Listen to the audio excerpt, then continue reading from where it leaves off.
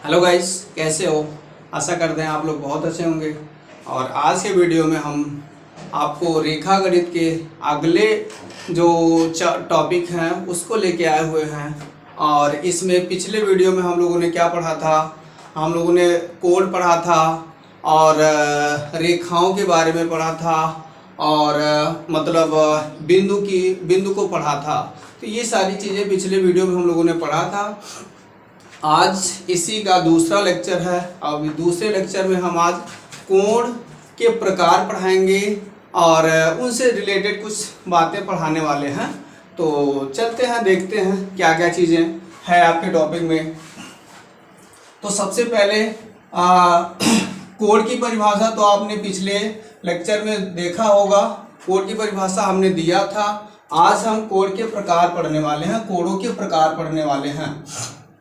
क्या होता है कोणों के प्रकार, कोणों के प्रकार पढ़ने वाले हैं आज हम लोग। कोणों के प्रकार पढ़ेंगे। कोण कितने प्रकार के होते हैं, उनके क्या क्या नाम होते हैं, ये सारी चीज़ों को हम लोग पढ़ने वाले हैं। तो पहला कोण का प्रकार होगा आपका, पहला कोण का प्रकार होगा आपका ये न्यून कोण। पहला कोण का प्रकार हम आपको बताने जा रहे हैं न्यून कोण।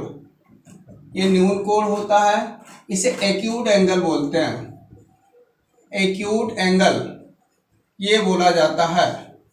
तो एक्यूट एंगल किसे कहा जाता है, किन कोणों को एक्यूट एंगल बोला जाता है? वे कोण जो 0 से अधिक हों और 90 से कम हों, उन सारे कोणों को न्यून कोण कहा जाता है। या कहा जाए तो 0 से 90 अंश के बीच के सभी कोणों को न्यून कोण या एक्यूट एंगल कहा जाता है। डायग्राम में देखा जाए तो ये मान लीजिए समतल लाइन है और ये आपका 90 अंश का है, सीधी लाइन है, 90 अंश का होता है। तो आपको ये 0 अंश है, 0 अंश और 90 के बीच के जितने भी कोण होते हैं सारे के सारे कोण न्यून कोण कहलाते हैं। जैसे 1 अंश से स्टार्ट होता है, 1 अंश से लेके 89 अंश तक के जो कोण होते हैं सभी कोणों को न्यून कोण कहा जाता है। जैसे 60 अंश एक न्यून कोण है, 75 अंश, 35 अंश, 42 अंश, 55 अंश, 56 अंश, जितने भी कोण होते हैं सभी के सभी कोण न्यून कोण कहलाते हैं। अच्छा, न्यून कोण हो गया। न्यून कोण के बाद दूसरा कोण जो होता है समकोण। दूसरे कोण को कहा जाता है समकोण। ये समकोण होता है, दूसरा कोण का जो प्रकार होता है समकोण होता है और इसे कहा जाता है राइट एंगल। राइट एंगल कहा जाता है, ठीक है, राइट एंगल कहते हैं। तो राइट एंगल किसे कहा जाता है? राइट एंगल ये राइट होता है, मतलब एक तरह से कहा जाता है राइट एंगल ऐसा कोण जो 90 अंश होता है, या दूसरे शब्दों में कहा जाए 90 अंश के कोण को ही राइट एंगल कहा जाता है, समकोण कहा जाता है। बस और कोई इसकी परिभाषा नहीं होती। जो 90 अंश का कोण होता है उसे ही समकोण कहते हैं। और कहीं भी कोई भी आकृति हो, चाहे त्रिभुज हो, चाहे चतुर्भुज हो, कोई भी आकृति अगर 90 अंश के कोण पे बनी हुई है तो उसका कोण समकोण होता है। तो ये समकोण भी आप क्लियर हो गए। अच्छा, इसके बाद अगला प्रकार जो आता है कोण का वो होता है अधिक कोण, जिसे कहते हैं अधिक कोण। अधिक कोण कहा जाता है अधिक कोण। अधिक कोण इसको कहा जाता है ऑब्ट्यूज एंगल कहते हैं। ऑब्ट्यूज एंगल इसे बोला जाता है, ऑब्ट्यूज एंगल। तो ऑब्ट्यूज एंगल क्या होता है? ऑब्ट्यूज एंगल भी आसान होता है। ऑब्ट्यूज एंगल अधिक कोण वे कोण जो 90 अंश से अधिक होते हैं और 180 अंश के बीच के कोण होते हैं, उन सारे के सारे कोणों को अधिक कोण कहा जाता है, ऑब्ट्यूज एंगल कहा जाता है। जैसे 91, 92, 93, 100, 120 ऐसे सवाल हम 180 के पहले में से 189 तक के जितने भी कोण होते हैं सभी के सभी कोणों को अधिक कोण ऑब्ट्यूज एंगल कहा जाता है। किसी त्रिभुज में अगर कोई कोण 90 अंश से ज्यादा का होता है वो अधिक कोण कहलाता है, और किसी चतुर्भुज में भी कोई कोण अगर 90 अंश से अधिक का होता है उसे भी हम अधिक कोण कहते हैं। तो अधिक कोण जो होते हैं इनका डायग्राम क्या होता है?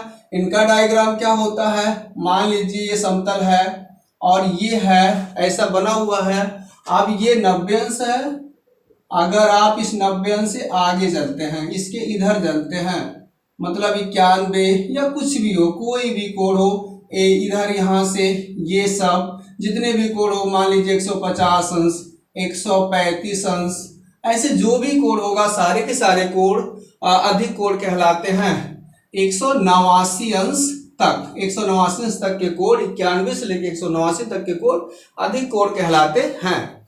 तो ठीक है, ये तीसरा कोण भी क्लियर होता है। आज ये बेसिक बातें हैं, लेकिन आपके कोर्स में है, आपको पढ़ना है, इसको जानना है, और इसलिए मुझे भी पढ़ाना भी है, कंप्लीट करना है। अगला क्या बनता है? अगला है अधिक कोण के बाद आता है ऋजु कोण। ये ऋजु कोण कहलाता है। ऋजु कोण कहते हैं इसे। ऋजु कोण कहा जाता है, या सरल कोण भी कह दिया जाता है, तो भी सही है। सरल कोण, ऋजु कोण, इसे स्ट्रेट एंगल भी बोला जाता है, स्ट्रेट एंगल बोलते हैं।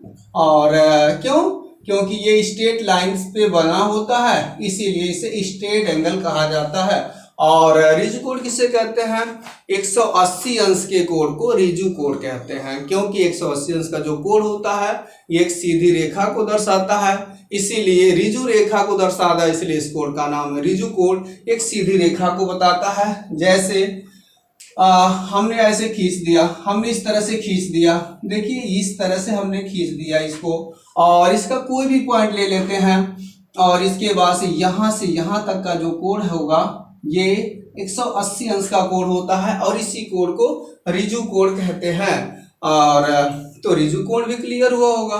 तो आगे चलते हैं, अगला कोण क्या होता है? अगला कोण क्या है? अगला कोण देखते हैं। अगला कोण जो आपका होता है ऋजु कोण के बाद अगला कोण कौन सा कोण होगा? देख लेते हैं अगला कोण कौन सा हो सकता है। अगला कोण होता है वृहत कोण, जिसे वृहत कोण भी कहा जाता है। पांचवें प्रकार का जो कोण होता है इसे हम कहते हैं वृहत कोण। वृहत कोण भी कहा जाता है। और वृहत कोण बहुत कम लोग इसको सुने होंगे, ये वृहत कोण कहलाता है, इसे हम वृहत कोण कहते हैं। और इसे वृहत कोण क्यों कहते हैं? वृहत कोण क्यों कहते हैं? क्योंकि ये थोड़ा बड़ा होता है, और इसे रिफ्लेक्स एंगल बोलते हैं। बड़ी बात है, इसका नाम रिफ्लेक्स एंगल होता है। ठीक है, इसको कहते हैं रिफ्लेक्स एंगल। तो कौन सा कोण रिफ्लेक्स एंगल होता है? वह कोण जो 180 अंश से ज्यादा, 180 अंश से अधिक और 360 के बीच का जो कोण होता है उसे हम वृहत कोण कहते हैं। 180 अंश से अधिक होता है और 360 के बीच तक का जो कोण होता है, ये सारे के सारे कोण वृहत कोण या रिफ्लेक्स एंगल कहलाते हैं। कहा जा सकता है, मान लीजिए कोई लाइन खींचा, ये तो पॉइंट लिया, ये 180 हो गया। अब 180 से लेके 181 और इसी तरह से जितने भी कोण होंगे सारे के सारे कोण 360 के बीच तक, या कहें तो 359 अंश तक के जो कोण होते हैं, इन सारे के सारे कोणों को हम क्या कहते हैं? वृहत कोण कहते हैं, रिफ्लेक्स एंगल कहते हैं। तो ये हो जाता, तो ये हो गया वृहत कोण। ठीक है, और वृहत कोण हो जाने के बाद से क्या हो जाता है? वृहत कोण हो जाता है, इसके बाद से आता है अगला प्रकार आपका आता है अगला कोण कौन सा है? होता है आपका अगला कोण होता है संपूर्ण कोण। संपूर्ण कोण, अगला कोण जो होता है संपूर्ण कोण means complete angle. Complete angle, ठीक है, ये कंप्लीट एंगल होता है। तो कंप्लीट एंगल किसे कहते हैं? कंप्लीट एंगल जो होता है, संपूर्ण कोण जो होता है 360 अंश के कोण को ही हम कहते हैं संपूर्ण कोण। मतलब 360 अंश के कोण को ही संपूर्ण कोण कहा जाता है। और ये जो होता है इसका सिंबल कहा जाए तो 0 से स्टार्ट होता है, और फिर ये इसका यहाँ से लेके यहाँ तक मतलब पूरा सर्कल कंप्लीट कर लेता है, और यही कोण कंप्लीट कोण कहलाता है। मीन्स समकोण कोण कहलाता है। अच्छा, और भी कुछ कोण होते हैं, उन कोणों को भी देख लेते हैं हम लोग। कौन कोण होते हैं? देखिए, अगला कुछ कोण होता है, उस कोण को कहते हैं, क्या कहते हैं उस कोण को? जो अगला कोण होता है उस कोण को हम कहते हैं क्या कहा जाता है? सम्मुख कोण। क्या कहते हैं? सम्मुख कोण। उस कोण को हम कहते हैं सम्मुख कोण, ठीक है, या शीर्षाभिमुख कोण भी कहा जाता है। शीर्षाभिमुख कोण भी कहते हैं, शीर्षाभिमुख कोण भी कहा जाता है। शीर्षाभिमुख कोण भी कहा जाता है। इसे अपोजिट एंगल कहा जाता है। अपोजिट एंगल, तो अपोजिट एंगल इसे कहा जाता है। तो इस तरह से आप अगले कोण का नाम देख रहे हैं, सम्मुख कोण कहा जाता है। सम्मुख कोण किसे कहते हैं? सम्मुख कोण वे कोण होते हैं जब दो सीधी रेखाएं एक दूसरे को काटती हैं तो उनके आमने सामने के जो कोण बनते हैं उन्हीं कोणों को सम्मुख कोण कहा जाता है। और सम्मुख कोण जो होते हैं ये हमेशा बराबर होते हैं, इनका मान हमेशा बराबर होता है और इन्हीं कोणों को हम सम्मुख कोण कहते हैं। जब भी दो तिरछी रेखाएं एक दूसरे को कट करती हैं तो उनके आमने सामने के जो कोण होते हैं इन्हीं कोणों को हम अपोजिट एंगल कहते हैं, सम्मुख कोण कहते हैं। जैसे ये हुआ, ये और ये हुआ और ये हुआ, तो इन्हें हम सम्मुख कोण कहते हैं। अच्छा, सम्मुख कोण हो गया। इसके बाद अगला कोण कौन सा होता है? अगला कोण कौन सा होता है ये देख लेते हैं हम लोग। अगला कोण क्या है इसको देख लेते हैं। अगले कोण का नाम है, अगले कोण को कहते हैं, क्या कहते हैं? एकांतर कोण। अगले कोण का नाम है एकांतर कोण, ठीक है। एकांतर कोण कहते हैं अल्टरनेट इंटीरियर एंगल कहा जाता है। AIA means alternate interior angle कहा जाता है, एकांतर कोण कहा जाता है। एकांतर कोण कैसे बनते हैं? जब दो समांतर रेखाओं को कोई तिरछी रेखा काटती है तो जो एक के अंतर पर कोण बनते हैं उन्हीं कोणों को एकांतर कोण कहा जाता है। जैसे मान लीजिए ये एक समांतर रेखा है और दूसरी ये समांतर रेखा है, इसको कोई तिरछी रेखा कट कर दे रही है तो एक के अंतर के बाद, मतलब ये कोण हुआ इसके सामने, ये नहीं बल्कि ये, एक के अंतर के बाद ये नहीं बल्कि ये कोण जो होगा इस कोण को कहा जाता है एकांतर कोण। और ये इसका ये एकांतर कोण कहलाएगा।